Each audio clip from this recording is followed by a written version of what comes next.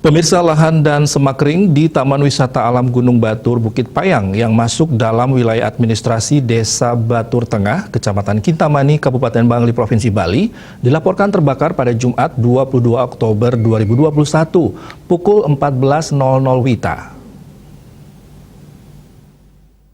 PLT Kepala Pusat Data Informasi dan Komunikasi Kebencanaan BNPB Abdul Muhari mengatakan, berdasarkan laporan visual yang diterima Pusat Pengendalian Operasi Pusdalops Badan Nasional Penanggulangan Bencana BNPB, kebakaran lahan dan semak kering tersebut terpantau dari posko Kedisan yang berada di Kabupaten Bangli. Sementara itu, Badan Penanggulangan Bencana Daerah BPBD Kabupaten Bangli telah berkoordinasi dengan Dinas Pemadam Kebakaran Kabupaten Bangli dan bersama-sama menuju ke titik lokasi guna melakukan upaya pemadaman.